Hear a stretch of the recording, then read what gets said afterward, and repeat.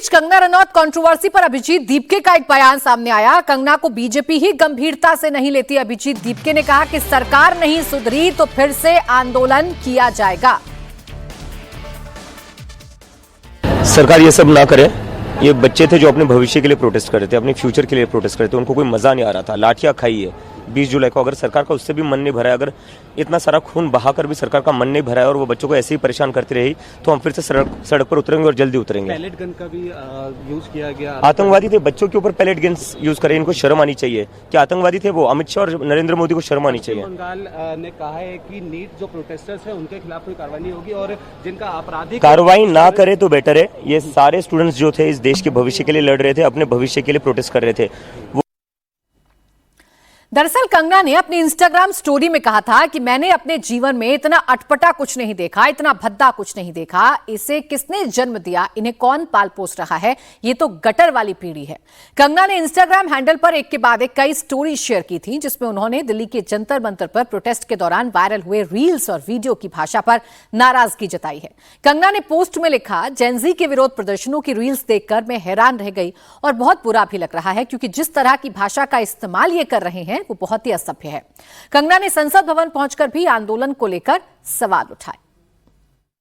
आप हमारे 75 year old prime minister हैं, उनकी दिवंगत माता जी को उनको इतनी गंदी गंदी भद्दी गालियां दे। हमने भी स्टूडेंट प्रोटेस्ट किए हैं, इतना हमें संकोच होता था, इतनी शर्मिंदगी होती थी कि हमें कैमरा में दिखाया जा रहा है, आगे एक स्टूडेंट को करके हम अपनी मांग रखते थे। कौन स्टूडेंट प्रोटेस्ट का हिस्सा नहीं बने? ये किस तरह के स्टूडेंट हैं और किस तरह की अश्लील बातें हैं, किस एंगल से ये लोग स्टूडेंट लगते हैं। आज इनके जो भी आगे चल के सुप्रीम कोर्ट के लॉयर्स होंगे या लॉयर्स होंगे, क्या इनके माँ बाप अफोर्ड कर पाएंगे? इनके खुद की तो हैसियत नहीं है अफोर्ड करने की। और हमें ये अब ट्रोल करे चाहे कुछ भी करे, 16 ईयर ओल्ड से जो है हम अपना करियर बना रहे हैं, माता पिता पर कभी बोझ बनकर नहीं रहे। और जिनके माता पिता बहुत ही कंजर्वेटिव है, हम जानते हैं कि हमारा हिंदुस्तानी समाज कैसा है।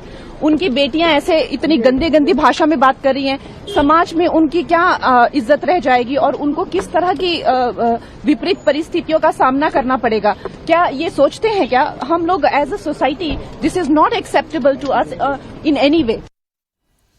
बीजेपी सांसद कंगना रनौत को सीजेपी के प्रवक्ता आशुतोष रांका ने भी जवाब दिया। रांका ने कहा कि गुंडों की पार्टी कौन सी है देश को पता है, कंगना को ऐसी बातों से परहेज करना चाहिए।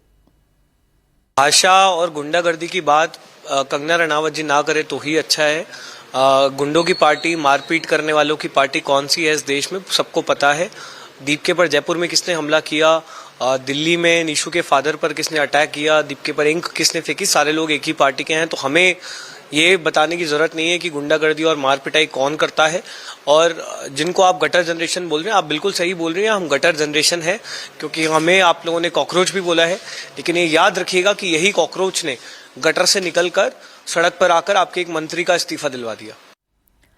प्रदर्शनकारियों को लेकर सीजेपी फिर प्रदर्शन की धमकी दे रही है। सीजेपी का आरोप है कि सरकार वादा खिलाफी कर रही है। दरअसल सुप्रीम कोर्ट ने प्रदर्शनकारियों को लेकर एक अंतरिम आदेश दिया है, जिसमें कहा गया है कि आपराधिक रिकॉर्ड वालों पर एक्शन जारी रहेगा, लेकिन नाबालिग प्रदर्शनकारियों को तुरंत रिहा किया जाए। इसके बारे में जब सरकार ने सीजेपी को जानकारी दी तो सीजेपी इसे सरकार की वादा खिलाफी बता रही है। सीजेपी का कहना है कि सरकार कोर्ट के निर्देश की आड़ में प्रदर्शनकारियों पर एक्शन ले रही है।